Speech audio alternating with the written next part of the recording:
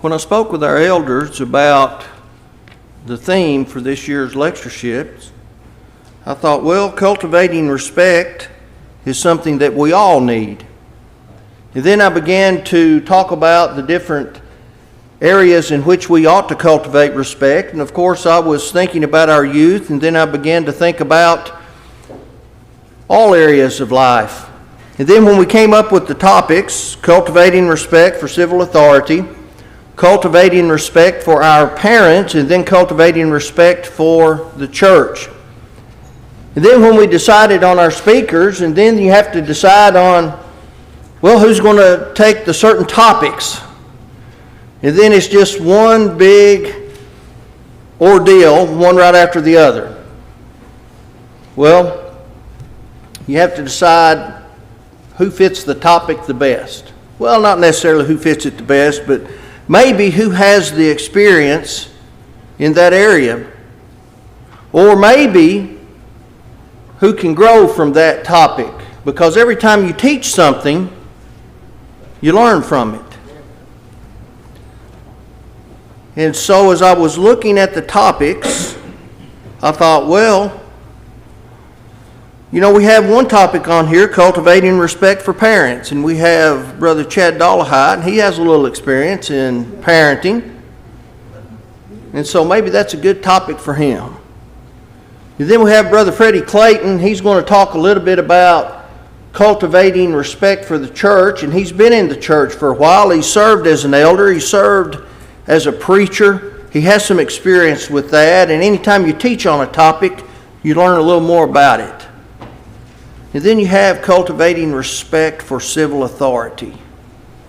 That's what our young people need to learn a lot about. Not just our young people, but everyone. You look at the news and you read it in the paper and you see we have some problems in the world today, and we need to do something about that. And the more you teach on a topic, the more you learn about it.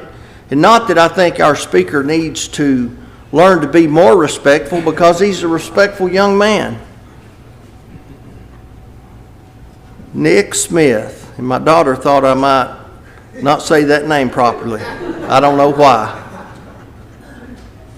Worships at the Dunlap congregation with Brother Freddie and Brother Jim. And he's a fine young man, and he works with East Tennessee Bible Camp.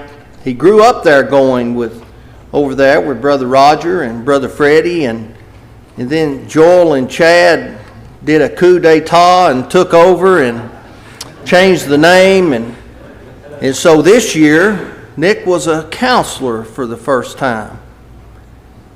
And I don't know how often you see a young man go from being just a child and growing all the way up through, and now he's a counselor. And I'm sure his parents, and I know they're very proud of him. And now he's speaking on the youth lectureship, and I'm proud to have him. Brother Nick, come speak to us on cultivating respect for civil authorities.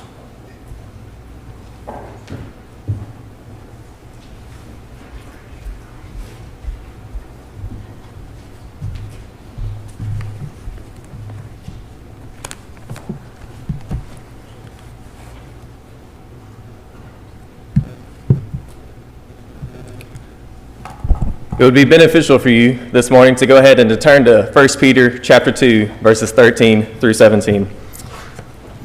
As mentioned before, our study topic for this morning is going to be cultivating respect for civil authority. And as you turn there, go ahead and bookmark that. That's where we're going to be for the majority of this study. However, we're going to be flipping through other passages, so be ready for that. As you bookmark there, I'd like to take this time to go ahead and thank everyone who made this lectureship possible. Thank you to everyone who has brought food for us to enjoy. Thank you for the elders here for hosting this at Greens Lake Road every year so that we can have fellowship with one another. I'd like to give especially a thank you to the elders here at Greens Lake Road for offering me to have the opportunity to come to speak to you. This is a very exciting moment for me, something that I've been looking forward to for a while now, and I'm very excited to do this. I've done devos, I've done chapels, I've even taught Bible class before, but this feels like a new environment to me. This is a whole new setup, something that I'm not used to, and People would ask me this morning, they say, "Are you nervous?" And I was no, I prepared for it throughout the week. I studied, I felt good, the nerves hadn't hit, and then when Brother Owens got up here, it hit. I'm probably going to stand behind this pulpit, so you can't see my legs shaking this whole time, but I would like to just thank everyone for this opportunity. Again, I'm very blessed and honored to be here to speak to you this morning. Brother Campbell, Roger Campbell, would always tell us and remind us of moments how special times like these truly are. This is a very special moment. These lectureships that are held here is a time that we can have fellowship with one another. Oftentimes is the case, you get to see people here that you don't normally get to see. Oftentimes it's at Bible camp for the youth. You get to see them maybe once a week out of the whole year. So let's take this time to enjoy one another, enjoy the fellowship that we have, and let's encourage one another while we're here. Another thing that Brother Roger used to say that always stuck with me is that this exact group of people may never meet in the same roof again. And that is very true. As you grow older, people have jobs, they have to leave due to their occupation. Health can get in the way and hinder people from services. Even spiritual health, people are falling away. So this exact group of people may never meet under the same building again. So let's take that opportunity to enjoy the fellowship that we do have with the people who are here. Although we may never meet under the same building again, we do have a hope. In Revelations chapter 2, verse 10, the words of Jesus encourage us. They say, "Do not fear any of those things which you are about to suffer. Indeed, the devil is about to throw some of you into prison, and you will endure tribulation 10 days, but he gives the word of encouragement. Be thou faithful unto death, and I will give you the crown of life." If we remain faithful and walk in the light as he is in the light, 1 John chapter 1, then we can have a hope that this exact group of people here can meet again in heaven. And what a better place to meet than with our God and our Creator. So now that you've had time to go ahead and bookmark that passage of 1 Peter chapter 2, 13 through 17, two things that we're going to establish very quickly before we dive into our topic is, one, we need to understand the theme for this whole lectureship, cultivating respect. We're going to look at what it means to cultivate respect. Do we have to do it? How can we do that? The second thing we're going to establish is the context of 1 Peter chapter 2, which we're going to talk about more here in a second. But first, the word cultivation. The word cultivation is often used as a gardening term. It is used for a process that farmers do to use mechanical tools to dig up the ground, to stir up or to overturn the ground. This process is very crucial in farming as it does multiple things. One, it softens the ground. It helps the ground in its moisture. It also does one more thing. It helps remove the weeds and any thorns that are in the ground. Farmers do this to prepare the ground before they go to plant a seed. We understand having good soil is very crucial in farming, obviously to see the growth of your crop, but Jesus gives us an example too. In Matthew chapter 13, we have the parable of the sower, verses 1 through 9, he tells us. We learn about the 4 different types of soil. You have the wayside. This is the soil that has been trampled on underfoot. This is the path that men are often walked upon, and it is hard. It cannot grow. Then you have the stony ground. The stony ground has earth and can spring up seed, but it does not have enough sustenance. It does not have enough earth, so it is not well rooted. So when trial comes, the plant is withered away. You have the thorny ground, which springs up, but the ways of the world and the thorns and the weeds, as it is referred to, begin to choke it out. Then you have the good soil, the soil that is clean, the soil that is good for crop. In order for us to cultivate respect, we first have to cultivate. We first have to prepare something in ourselves to receive what is about to be planted, to make sure that we are on good soil so that what we have, the seed, that it can grow and that it can be fruitful as it needs to be. What is that something? It's going to be respect. In preparation for the sermon, I had a Q&A, if you will call it, with my grandparents. I especially asked my grandfather in this series of questions because he served time in the Vietnam War, so I knew that he knew something about respect in the military. I asked him a series of questions of what does respect look like? How would you define respect? And then I dove more into it. I said, well, how can you respect someone that you don't necessarily get along with? Can you respect someone that you don't necessarily like or get along with? Both my grandparents gave very insightful answers, some of which being, well, you do it by showing consideration for others. You do it by standing up when people enter a room. You do it by shaking hands. You do it by letting others go before you. All these considerations. But one thing specific my grandfather said that stood out with me was, it is with your character, not with others. You do it for yourself because it reflects who you are. It's easy to like someone you don't get along with, but how much more does it say about you to demonstrate those attitudes toward people that you don't necessarily get along with?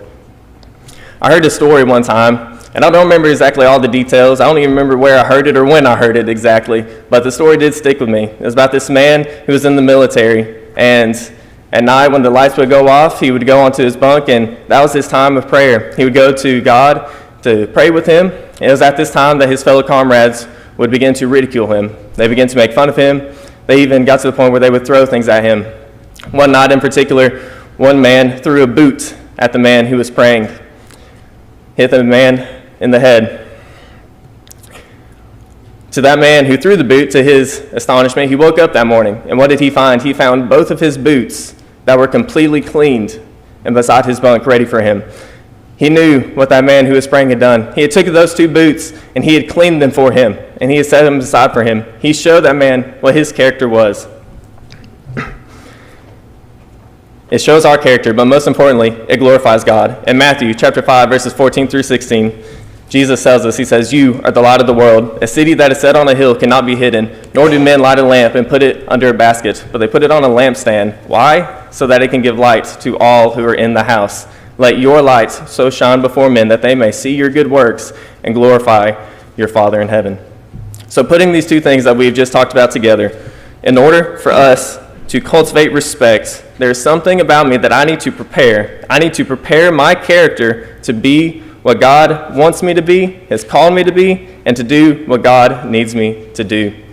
Even farmers, after they cultivate, after they prepare the land, is that the only time that they do it? No. After the seed has been planted, they continue to cultivate it. What does this do? It keeps removing those weeds that are trying to sprout up, because you're going to have weeds that are going to try and keep sprouting up. It is our job to have that determination and that willingness to continue to keep our ground clean. So next, moving into our context of 1 Peter chapter 2. I went back and forth between 1 Peter chapter 2, 13 through 17, and Romans 13, and I like to say I settled on one wholeheartedly, but I didn't. So we're going to look at a little bit of both of them throughout this whole sermon.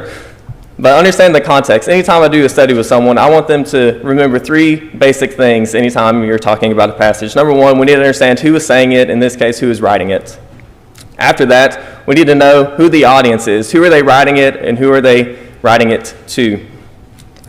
Number three, why are they saying it? Why are they writing this? What is the purpose of this passage? So to understand this, we need to understand the context. Most of us understand what that means throughout our grammar classes in school. We understand what it means, and it's very important that we understand that before you just dive in and to pick a passage out.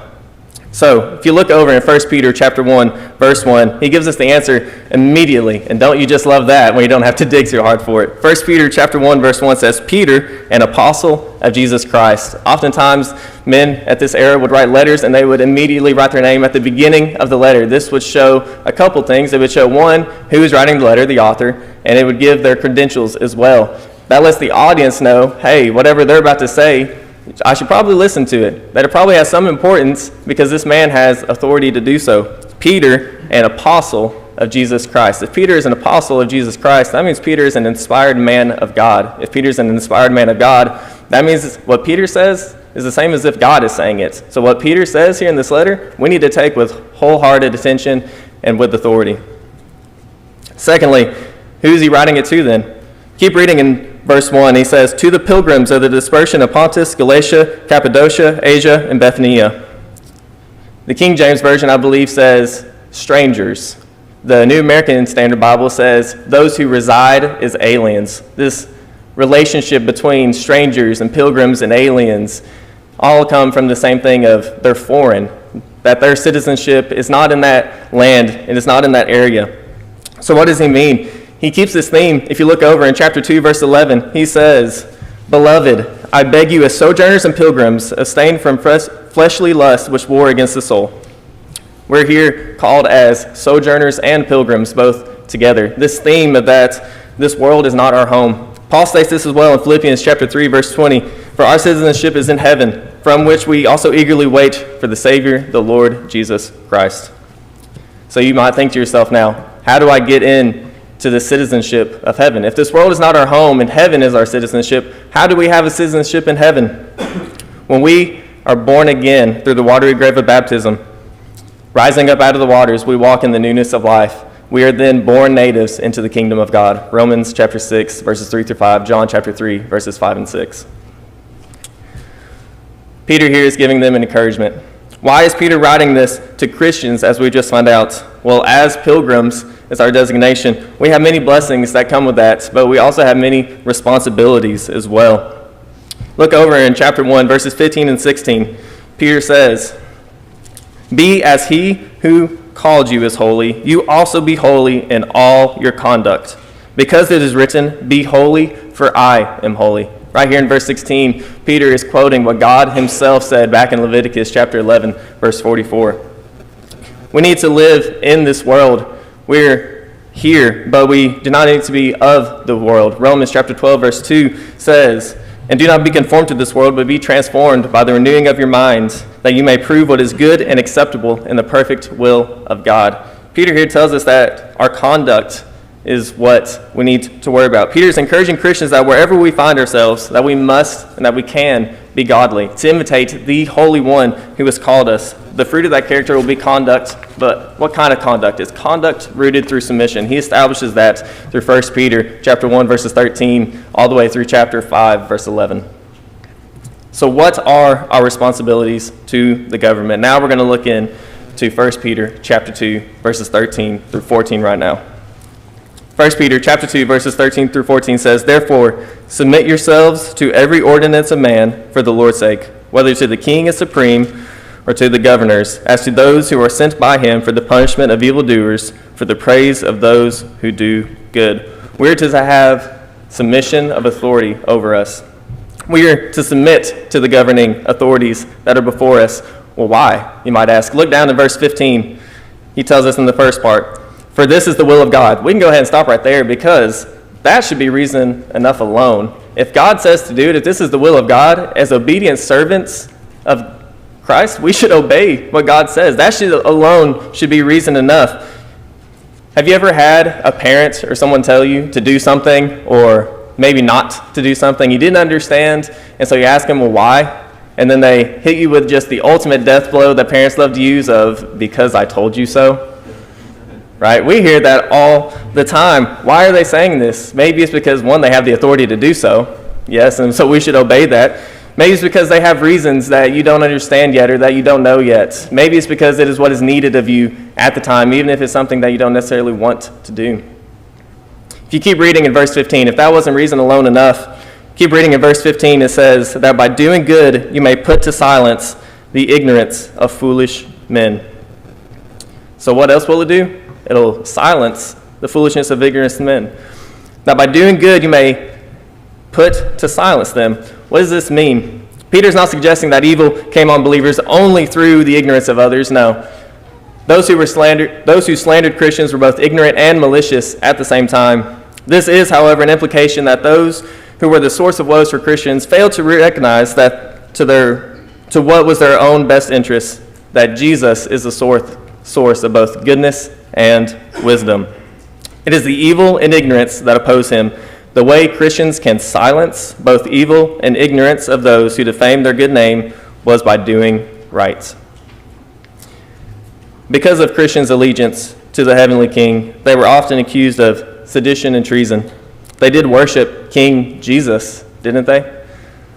Acts chapter 17, verses 5 through 8, we see this example of times that they were being accused of this. By doing good, an example of this is submitting to government authorities. We can silence these foolish charges. The word silence can literally be translated to muzzle. This can include obeying the law and to paying taxes, as we read in Matthew chapter 22, verses 15 through 22. Paul writes the same in Romans chapter 13, verses 5 through 7.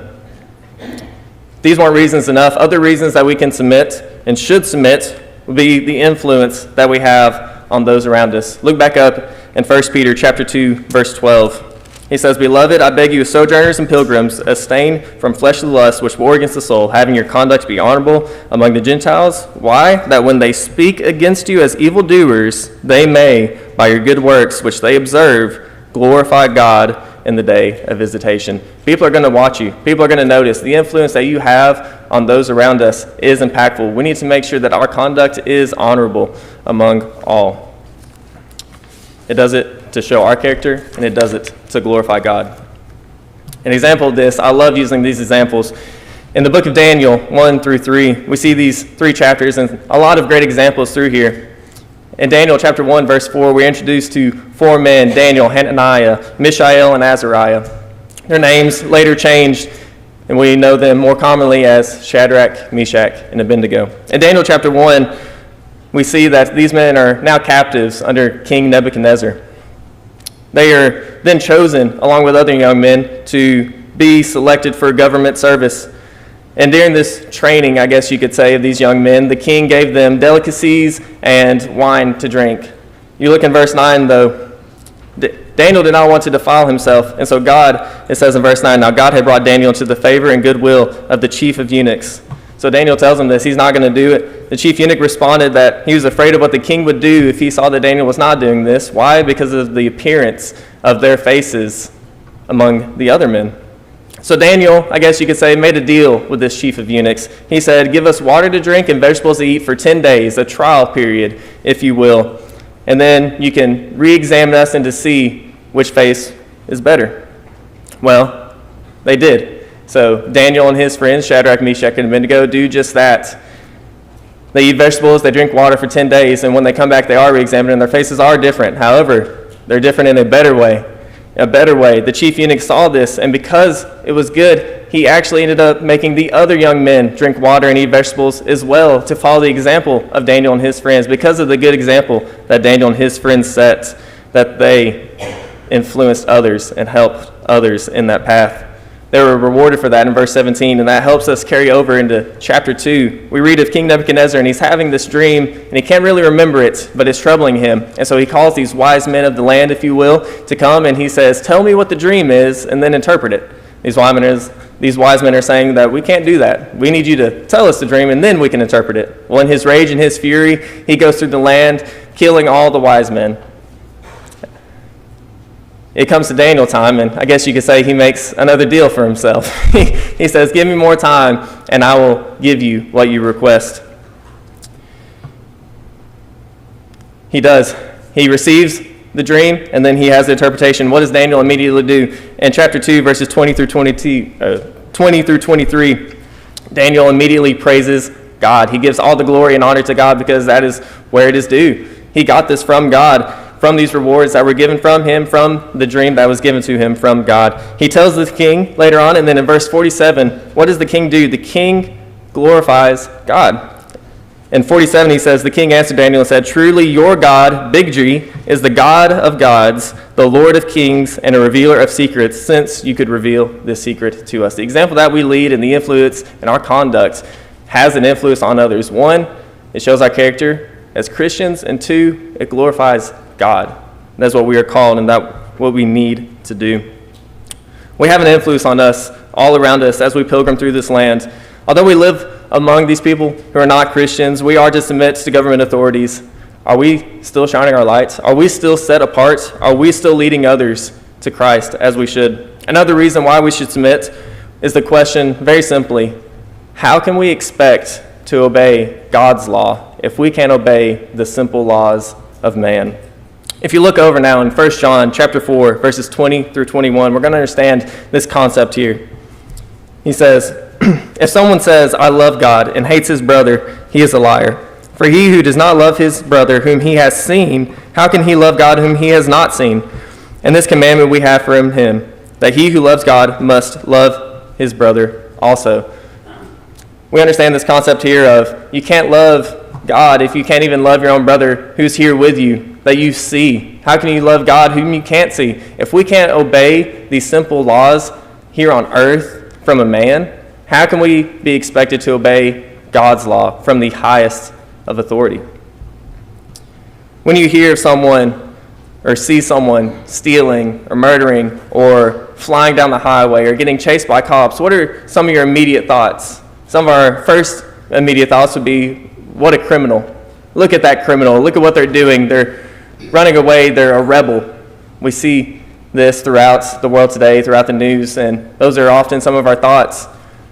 As Christians, that does not need to be the way that we are viewed. We do not need to be viewed as rebels against the law and as criminals against the law. 1 John chapter 3, verse 4 tells us, whoever commits sin also commits lawlessness, and sin is lawlessness. Lawlessness does not mean that there is no law. It just means that there is a law, and people are not practicing it.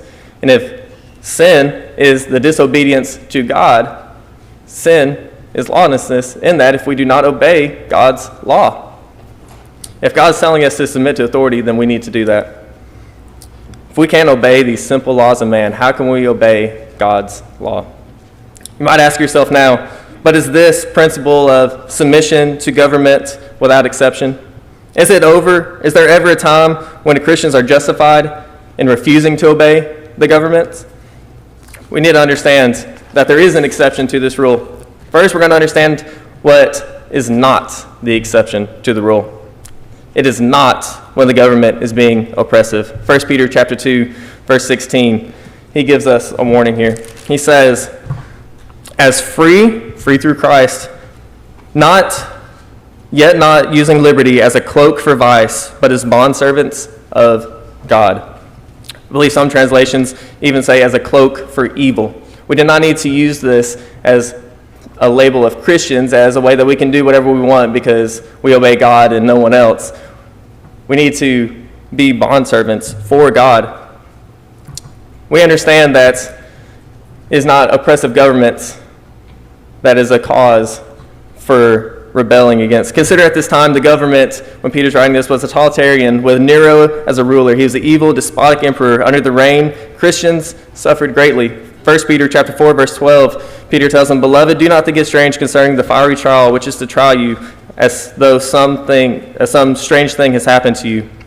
Acts chapter 8, verse 1, we see that the church is being persecuted. Keep reading in Acts chapter 8. Those who were scattered went where? They went everywhere preaching the gospel. They still had a responsibility. Even under such oppressive governments, our responsibilities as Christians remain the same, that we are to submit, we are to even pray for the rulers over us so that peace may prevail. 1 Timothy chapter 2, verses 1 through 3. So, now we get into the exception of the rule. Let's go ahead and look at Acts chapter 14, please. Acts chapter 14, verse 13. We're going to kind of build up here. Peter and John are preaching boldly. The church has just began, and the apostles are doing many signs to all those who are believing. The priests and the captains are afraid of the multitude, and so they try and talk with them in private. They pull them away from the multitude because they didn't want to be stoned themselves. They pulled these men away, and they knew that these men were true. In verse 16, they even admit that a notable sign has been done. They can't deny that this miracle has happened. They begin to pull them away and to even try and forbid them from preaching the name of Jesus. Look over now in Acts chapter 5, starting in verse 12 through 16. They are still performing signs. Verses 17 through 18, because of these things, they're even thrown into prison. Verses 19 through 20, an angel of the Lord then sets them free out of prison. And what does he tell them to do? He tells them to go back into the temple and then to preach to all the people all the words of this life. They still had a responsibility. They still had a mission that they had to do. Verse 21, we see that they do just that. So verse 22 through 27, the officers did not find them, the high priest and the captains. They are wondering, well, where did these men go? What is happening? And then they hear word that they are back in the temple and that they are preaching. They're doing the same thing that they were just put in prison for and told not to do again. Verse 28, the priest asked, saying, did we not strictly command you that you not teach in this name? And look, you have filled Jerusalem with your doctrine and intend to bring this man's blood on us. And what is their response? Look now in verse 29. But Peter and the other apostles answered and said, we ought to obey God rather than man. That is our exception to the rule. Is any time that human law tries to contradict God's law or forces us to try to be disobedient to God, that is when we must be disobedient to the government. We ought to obey God rather than man.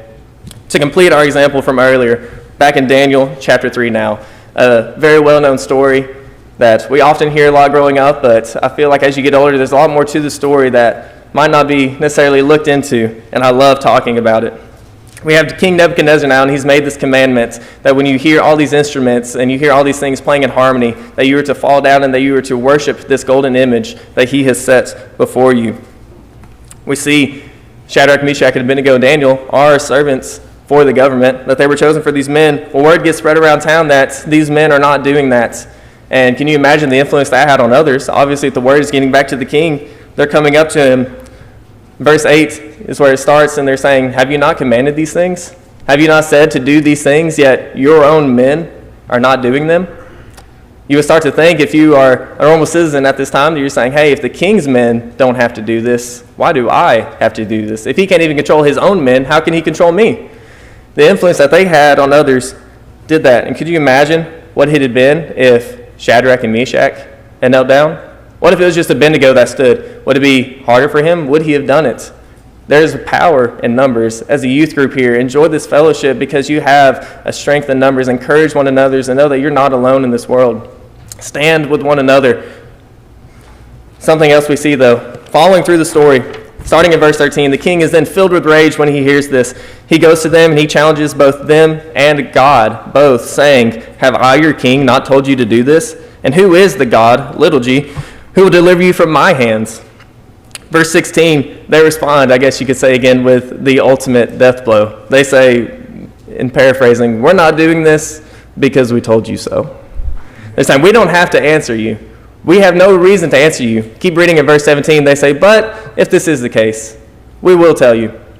They say, our God, big G, whom we serve, is able to deliver us from the burning fiery furnace.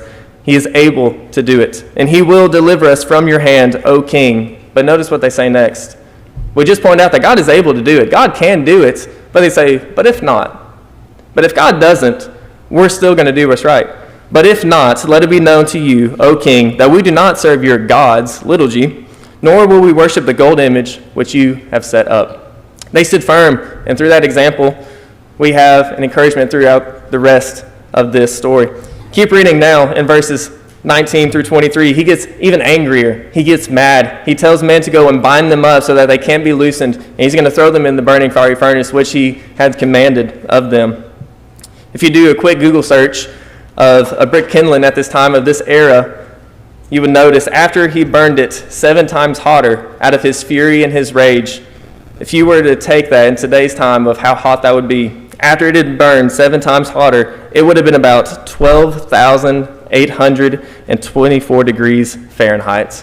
Now that is very hot. Some of us can't even go to bed at night without the fan on at 70 degrees, much less 12,824 degrees. The fire was so hot that even the men who binded them up and to throw them in the fire were engulfed by the fire themselves.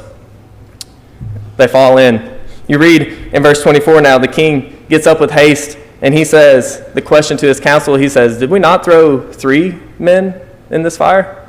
The king's council almost, if you can imagine, thinking it's a stupid question of just thinking like, of course we did. What do you mean? Yes, there's only 3. And he says, now look, he says, there's 4 in there. And what are they? They're walking around in the fire, the 4th being like the Son of Man. We see here that they were unharmed by the fire. They had company. They did what was right, and God rewarded from them. He did deliver them from that. You read in verses 26 through 30 now, King Nebuchadnezzar calls them back out, and then what's he do? He begins to praise God in verse 28, and he even makes a decree that the nation to worship the same God that Shadrach, Abednego, and Meshach also worship. How powerful is that? Through their example, they set a whole nation in a right direction to at least think about it. Wherever we go in this life, wherever we find ourselves, under whatever governments, we have an obligation to cultivate respect and contribute in that, and to continue to practice cultivating respect for them. 1 Peter chapter 2, verses 13 through 15. We're not to use that liberty of Christ as a cloak for vice, but we're to use it to glorify God. 1 Peter chapter 2, 16.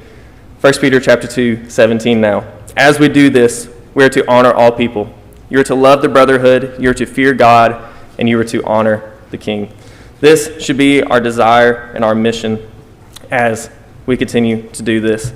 You might be asking yourselves now, just very quickly, well, how do I do this? I understand that there are needs that I have to do for the government, that I have to do these things. I understand that I have to do it, but it doesn't always make it easy. Sometimes we don't know exactly how to do it. What are some quick things? And I would love to say I have exactly all the answers to help each and every one of you specifically do it. However, I don't. I can guide you in a few of just my thoughts that I thought might help you. Number one being in preparation of cultivating respect, just as the analogy of preparing the land, we have to remove the weeds. We have to make sure that there is worldliness that is taken out of our lives that can hinder of our growth. 1 Peter chapter 2, verses 1 through 2 tells us a way that we can do that. He says, "Therefore, laying aside all malice, all deceit, hypocrisy, envy, and all evil speaking. As newborn babies, desire the pure milk of the word, that you may grow thereby." That's one way we could do it, is removing any of the worldliness that can hinder us from that. Removing any of the deceitfulness, the hypocrisy that we practice. Removing that from our lives so that our mindset can be focused on God. The second thing that we can do, to be submissive, we have to be in the mindset of a servant. We have this example, and I think it's a very perfect example of Jesus, his whole life. Jesus, when he is praying in the Garden of Gethsemane, these men are coming to him, right? Malchus is coming to arrest him. One of the apostles strikes his ear, and you kind of think, maybe he wasn't aiming for his ear. We don't know that for certain, but more than likely, he was aiming to take his head off, and it was more of a dodge, and then his ear got cut off with that. And instead of being, "Yeah, we told you so, go run now," learn from that, Jesus says, "Put away your sword." Jesus goes, and his mindset is not, these men are coming to kill me, because that's what they're there for. They're coming to arrest him so that he can be crucified. Jesus' mindset was, "Let me help you." In Luke chapter 22, verse 51, he heals the man's ear. That was his mindset. The men who were coming to take him so that he can be killed, his only mindset and his only goal was to say, "How can I help you?" We should have that same mindset. Jesus was a servant. Mark chapter 10, verse 45, "For even the Son of Man did not come to be served, but to serve and to give his life a ransom for many." We should follow the example of Jesus throughout our whole life. Number 3, we should pray for them. We mentioned it earlier, but we need to understand that these men are souls too. In 1 Timothy chapter 2, verses 1 through 3, it says, "Therefore I exhort, first of all, that supplications, prayers, intercessions, and giving of thanks be made for all men, for kings and all who are in authority, that we may lead a quiet and peaceable life in all godliness and reverence. For this is good and acceptable in the sight of God, our Savior." We need to understand that these men, that they have souls too. It is not God's will that any soul should perish, and it is our mission to seek and save the lost, to help as many souls as we can get to heaven. Lastly, one more thing that might can help us in this is we need to remember that they're there for a reason. Romans chapter 13, verses 1 through 2. We are told, says, "Let every soul be subject to the governing authorities, for there is no authority except from God, and the authorities that exist are appointed by God. Therefore, whoever resists the authority resists the ordinance of God, and those who resist will bring judgment on themselves. For rulers are not a terror of good works, but to evil. Do you want to be unafraid of the authority? Do what is good, and you will have praise from his name." We need to understand that these men are there for a reason, that they are appointed by God. To reject the government is to reject God himself. We see examples, though, even in evil governments. Exodus 9:16, Isaiah chapter 10, verse 5 through 2, that God can use them for his ultimate divine purpose. I hope throughout this study, throughout the rest of these speakers, that you continue to listen to them, to Chad and Freddie, to take what they say and to continue to build upon what we've talked about this morning. I appreciate you for your time. Thank you.